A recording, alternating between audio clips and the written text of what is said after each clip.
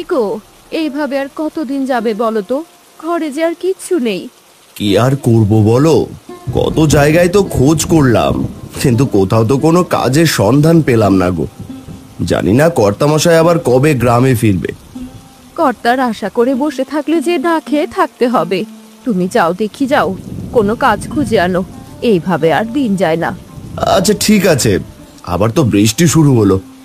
দাও দেখি ছাতাটা দাও, বেরিয়ে দেখি কোনো ব্যবস্থা করতে পারি নাকি কাজে। দাঁড়াও বাবা, আমি ছাতা এনে দিচ্ছি।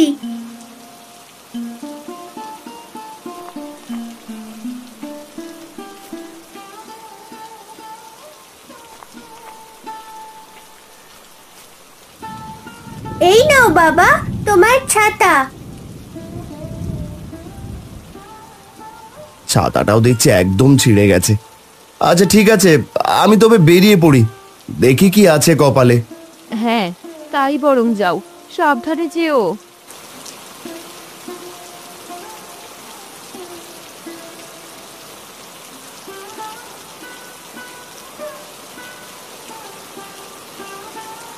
এই যা, আকাশটা আবার কি শুরু করে দিল! হুটহাট এভাবে জোরে বৃষ্টি শুরু হয়ে যায় না? আর এদিকে ছাতাটাও কতগুলো ফুটো হয়েছে, ছাতাটা সারাতে দিতে হবে। না, আগে বাজারের দিকে যাই, ওই দিকটায় গিয়ে দাঁড়িয়ে থাকলে ঠিক কেউ না কেউ কাজের জন্য নিয়ে যাবে।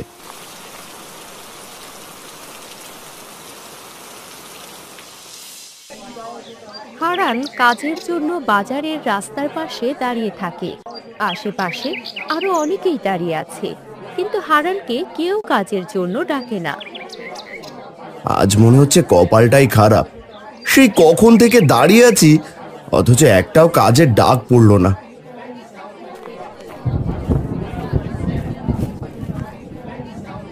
এখানে দাঁড়িয়ে থেকে আর লাভ হবে না ভাইয়া, চলো সবাই বরং বাড়িতে চলে যায়। আকাশের অবস্থাটাও তেমন সুবিধে লাগছে না। আর কিছুক্ষণ দাঁড়িয়ে থাকি, দেখি যদি কোনো ডাক পড়ে। ডাক পড়বে না, এতক্ষণ যেহেতু ডাক পড়েনি আর পড়বে না। আমরা এখানে নিয়মিত থাকি তাই জানি। তুমি বরং বাড়ি চলে যাও। এই চল রে, তোরাও চল। না, আমারও তাই মনে হচ্ছে। এখানে দাঁড়িয়ে থেকে সময় নষ্ট না করে বরং বাড়িতে ফিরে যাওয়াই ভালো হবে।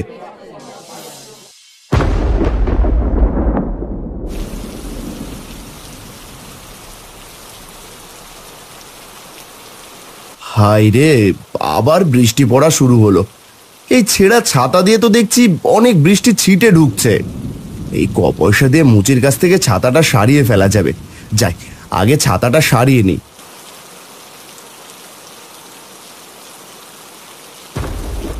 ভাইয়া, ছাতাটা সারিয়ে দিতে পারবে? আমার কাজই তো জুতো ছাতা এইসব সারিয়ে দেওয়া। দেখি ছাতাটা দাও দেখি। আর তুমি বাবু ভিতরে এসে দাঁড়াও, ভিজে তো একদম চুপসে গেছো দেখছি।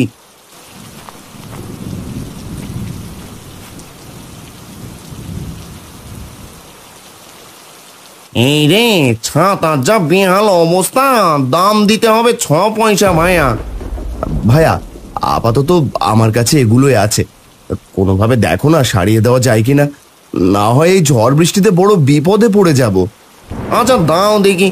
এই পয়সাতে কিছু যায় আসে না, যা বৃষ্টি শুরু হয়েছে, ছাতা না হলে তো আবার চলতেও পারবে না, এমনিতেই ভিজে আছো। বড্ড উপকার করলে গো ভাইয়া। এইখানটায় বসো দেখি। আর এই নাও তোয়ালেটা, হাত পাখানা মুছে ফেলো, আমি ঠিক করে দিচ্ছি। অনেক ধন্যবাদ মুচি ভাইয়া।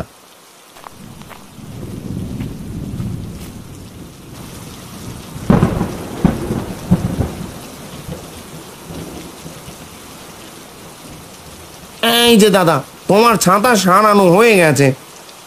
সন্ধে হয়ে এলো, আর এইদিকে ঝড়টাও বাড়ছে। যাই, তাড়াতাড়ি বাড়ি যাই। আসি গো ভাইয়া। দূর, কি যে ঝড় শুরু হলো, কখন থামবে কে জানে। মনে হচ্ছে এখনই ছাতা সহ আমাকে উড়িয়ে নিয়ে যাবে।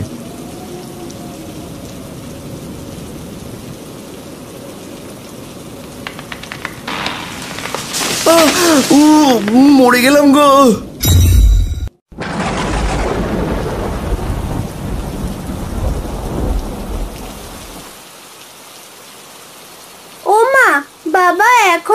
না কেন গো?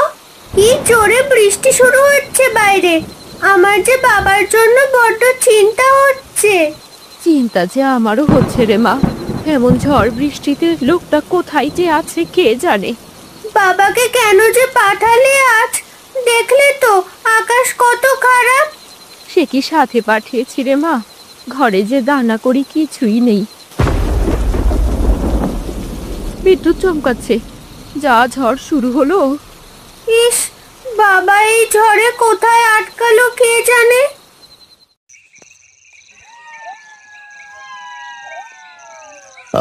আমার মাথায় কি হয়েছে? তোর জ্ঞান ফিরেছে রে বাবা। তোর জ্ঞান ফেরার অপেক্ষায় তখন থেকে বসে আছি। হ্যাঁ, আমার কি হয়েছিল? আর বলিস না রে বাপ। ঝড় উঠলো আর তোর মাথায় বোধহয় এই বড় ডালটা পড়েছিল। তোর হাতের ছাতাটা একদম ভেঙে টুকরো হয়ে গেছে। আর তোর মাথায়ও আঘাত পেয়েছিলি রে। আমি এইদিকে যাওয়ার পথে তোকে পড়ে থাকতে দেখলাম, তাই শাড়ির আঁচল ছিঁড়ে তোর মাথায় বেঁধে দিলাম। কে গো তুমি বুড়িমা? আমার এই বিপদের সময় এসে আমার পাশে বসেছো। আজ তুমি না থাকলে জানি না আমার কি যে হতো। হয়তো আমি এখানে জ্ঞান হারিয়ে পড়ে থাকতাম। সবই উপরওয়ালার ইচ্ছা রে বাপ। তা তুই কোথায় গিয়েছিলি রে এমন ঝড়ের মধ্যে? আর বলো না গো বুড়িমা, কাজের খোঁজে বেরিয়েছিলাম। সকাল থেকে অপেক্ষা করেও কোনো কাজ পেলাম না, তাই এই ভাঙা ছাতাটা কোনো রকম ঠিক করিয়ে নিয়ে বাড়ি ফিরছিলাম। আর হঠাৎ করে এমন ঝড় উঠলো, তারপর আর কিছু মনে নেই। ওহ, মাথাটা প্রচন্ড ব্যথা করছে। আহারে, আচ্ছা শোন, এই নে, এই ছাতাটা তুই রাখ। এই ছাতা? এ ছাতা নিয়ে আমি কি করব বুড়িমা? তোর এই ছাতাটা তো ভেঙে গেছে। এটা তো তোর আর কোনো কাজে লাগাতে পারবি না। না না বুড়িমা, লাগবে না। এই ছাতা আমি সারিয়ে নেব খন। শোন বাছা, এই ছাতাটা তোর অনেক কাজে লাগবে। যখন আবার ঝড় হবে তখন এই ছাতাই তোদেরকে রক্ষা করবে। আজ আমি চলি রে বাছা, আমার বড্ড দেরি হয়ে যাচ্ছে।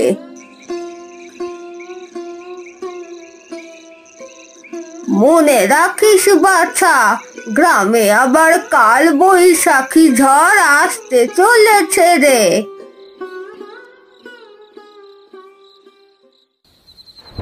মালতী, মালতী, দরজা খোলো।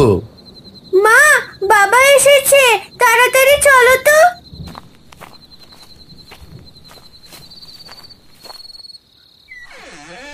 কি গো, এই ঝড়ে কই ছিলে তুমি? ভিতরে এসো। ও বাবা, তোমার মাথায় কি হয়েছে গো? এভাবে বেঁধে রেখেছো কেন? তাই তো, মাথায় রক্ত লেগে আছে, শরীর ভিজে আছে। কি হয়েছে গো তোমার? আর বলো না, ঝড়ের মধ্যে কোথা থেকে যেন একটা গাছের ডাল এসে পড়লো মাথায়। আর আমিও জ্ঞান হারিয়েছিলাম। জ্ঞান ফেরার পর দেখলাম এক বুড়িমা আমার মাথায় তার শাড়ির আঁচল ছিঁড়ে বেঁধে দিয়েছে। কি অলক্ষণে কাণ্ড! ভাগ্যিস বড় কোনো ক্ষতি হয়নি গো। ও বাবা, তুমি কি বেশি ব্যথা পেয়েছো? তোমার কি খুব কষ্ট হচ্ছে বাবা? কাঁদছিস কেন পাগলি? তোরা চিন্তা করিস না মা, আমি ঠিক আছি। আয় মা, বিছানায় একটু বসি, হাঁপিয়ে গেছি অনেক।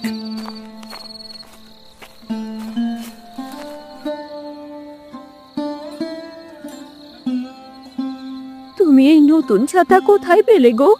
নতুন ছাতা কেনার পয়সা কোথায় পেলে? ও, এই ছাতা? এইটা তো আমায় বুড়িমা দিল। বললো এই ছাতা নাকি ঝড়ের থেকে আমাদের রক্ষা করবে। একটা ছাতা কি আর ঝড়ের কবল থেকে বাঁচাতে পারে? আমি তো কিছুই বুঝতে পারছি না। মা, এখন এসব কথা ছাড়ো তো, বাবাকে আগে খেতে দাও। হ্যাঁ হ্যাঁ, আমি এক্ষুনি খাবার দিচ্ছি, তোমরা বসো। মা তিন্নি, তোর বাবাকে জামা আর শুকনো লুঙ্গিটা এনে দে তো। বাবা, তুমি বসে আরাম করো, আমি তোমার শুকনো কাপড় এনে দিচ্ছি। এভাবেই বেশ কয়েকদিন কেটে যায়। গোটা গ্রামের অবস্থা দিন দিন খারাপ হতে থাকে। এক ঝড়েই যেন পুরো গ্রামের অনেক ক্ষতি হয়েছে। এভাবে আর কতদিন চলবে বলো তো ভাইয়া? ঝড়ের কবলে পড়ার পর থেকে তো আর কোনো কাজ বাজি পাচ্ছি না।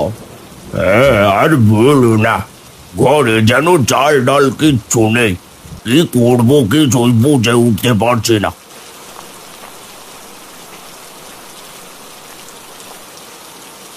কাজের কোনো খোঁজ পেলে গো দাদা? না গো হারান্দা, কোথাও কোনো কাজ পাচ্ছি না। কি করবো বুঝে উঠতে পারছি না।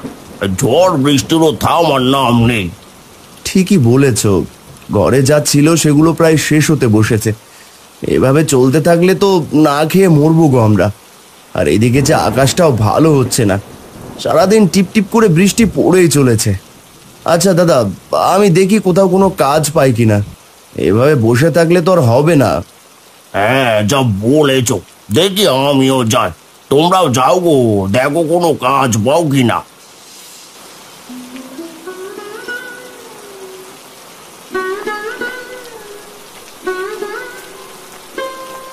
কি রে মা, এভাবে বসে আছিস কেন? কি করবো মা, এই টিপ টিপ বৃষ্টিতে তো আমাকে খেলতেও যেতে দাও না কোথাও।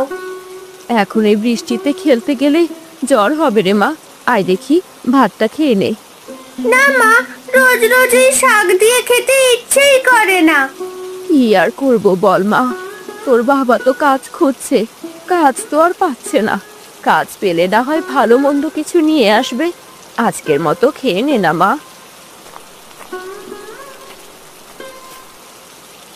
কি গো, মেয়ের আবার কি এমন হলো যে অভিমান করে বসে আছে? আর বলো না, তোমার মেয়ে বলছে এই শাক পাতা দিয়ে নাকি আর ভাত খাবে না।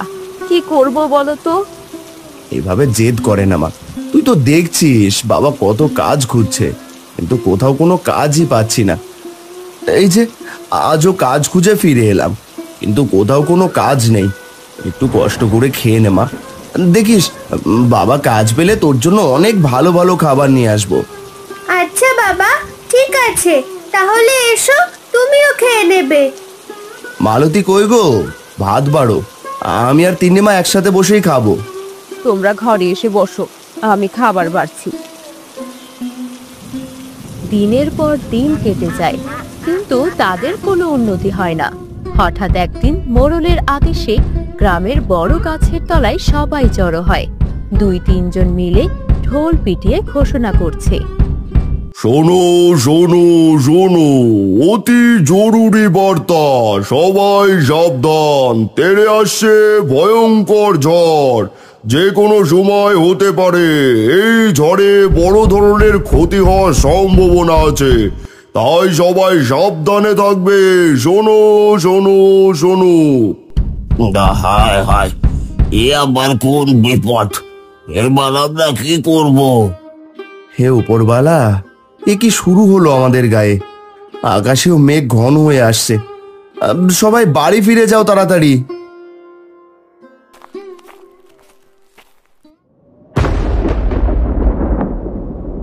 কোথায় গিয়েছিলে তুমি? হঠাৎ যে এমন ঝড় শুরু হলো। এখনই ঘোষণা করে সাবধান করতে না করতেই শুরু হয়ে গেল ঝড়। বাবা, আমার যে বড্ড ভয় করছে। ভয় পাস না মা। মালতী, তুমি ওকে নিয়ে ঘরের ভিতর যাও তাড়াতাড়ি।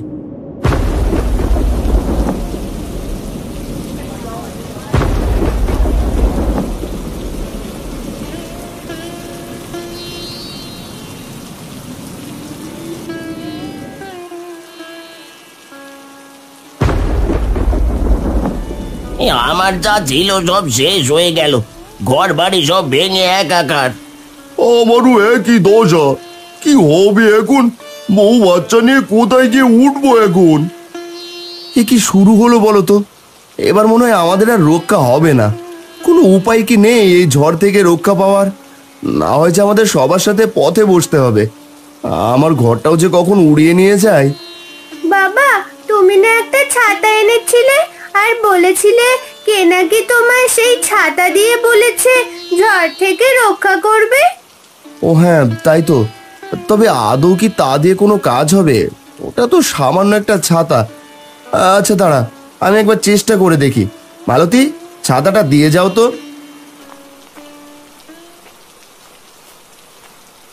এই নাও। ও হারান্দা, তুমি কি করছো? এই ঝড়ের মধ্যে তুমি উঠোনে গিয়ে দাঁড়ালে কেন?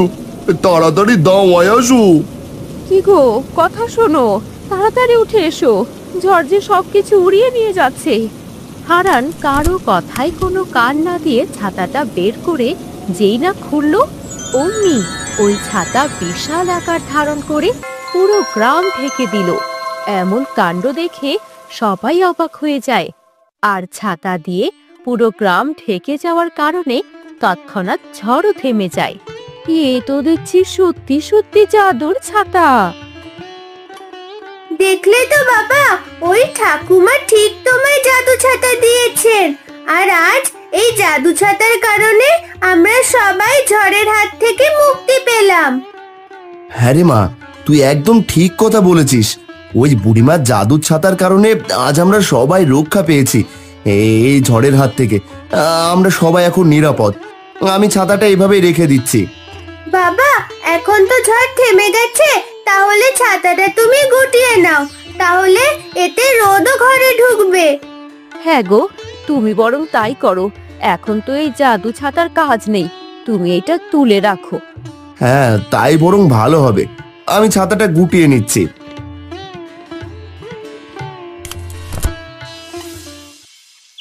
হারান্দা না থাকলে যে কি হতো! হারান্দার ওই জাদুর ছাতার কারণে আমাদের পুরো গ্রাম বেঁচে গেছে। জাদু ছাটার জন্য বেঁচে গেছে বলি হারানের এত প্রশংসা কি করে হচ্ছে শুনি? সেই জাদু ছাতা কি হারানের ছিল নাকি? সে কি রে গদায়, হারানের কাছে ছিল বলেই তো আমরা রক্ষা পেয়েছি। আর তুই কিনা বলছিস? তো কি ওই জাদু ছাতা তো কোনো বুড়ি ওকে দিয়েছে, সেই ছাতা দিয়েই বাঁচানো। এখানে হারানের এত প্রশংসা কেন শুনি? যত সব। কেন গো গদাইদা, হারান্দার প্রশংসা শুনে বুঝি তোমার কাটা গায়ে নুনের ছিটা লাগছে? আমার কেন গায়ে ছেটা লাগবে রে?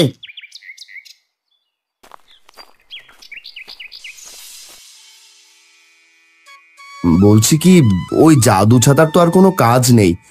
এখন আমরা বিপদ মুক্ত। তাই ছাতাটা বুড়িমাকে দিয়ে আসাই ভালো হবে। এইভাবে জাদু ছাতা ফেরত দিয়ে আসলে, তাহলে যদি আবার ঝড় ওঠে তখন কি হবে আমাদের? সে না হয় দেখা যাবে পরে।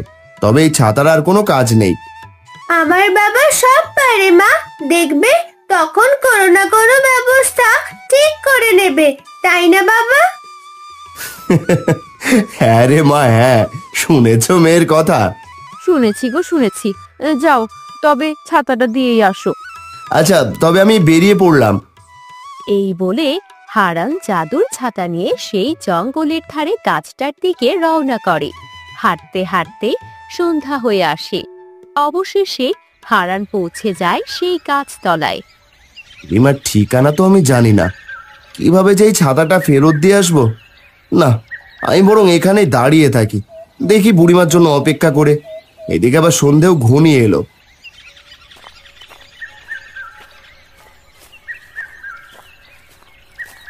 বুড়িমা, তুমি এলে? তোমার জন্য সেই অনেকক্ষণ থেকে পথ চেয়ে বসে আছি। তুই আমার জন্য কেন অপেক্ষা করছিলি রে বাপ? কি করব বলো, তুমি তো তোমার ঠিকানা দিয়ে যাওনি, তাই এখানে অপেক্ষা করছিলাম। আমাকে চিনতে পেরেছো তো? তোকে কি করে ভুলি বল? তা কেন অপেক্ষা করছিলি বললি না তো? এই নাও বুড়িমা, তোমার জাদু ছাতা। তোমার এই জাদু ছাতার কারণে পুরো গ্রাম ঝড়ের হাত থেকে রক্ষা পেয়েছি। এখন এই জাদু ছাতার আর কোনো কাজ নেই, তাই তোমার ছাতা তোমাকে ফিরিয়ে দিতে এসেছি। তুই সত্যি খুব ভালো রে, অনেক সৎ তুই। এইটা জাদু ছাতা জানা সত্ত্বেও আমাকে ফেরত দিচ্ছিস। এখন তো কোনো কাজ নেই বুড়িমা এই ছাতার, তাই আবার যদি ঝড় হয় গ্রামে? এই একই কথা আমার বউ বলেছিল গো বুড়িমা। সারা জীবন তো আর জাদুর জিনিস দিয়ে গ্রামকে রক্ষা করতে পারবো না। সকলেই পরিশ্রম করে শক্ত কাঠামো তৈরি করতে হবে, বেশি বেশি গাছ লাগাতে হবে, আর প্রকৃতির নানা দুর্যোগ তো হবেই, এটা তো নিতান্তই স্বাভাবিক। এই নাও তোমার জাদু ছাতা।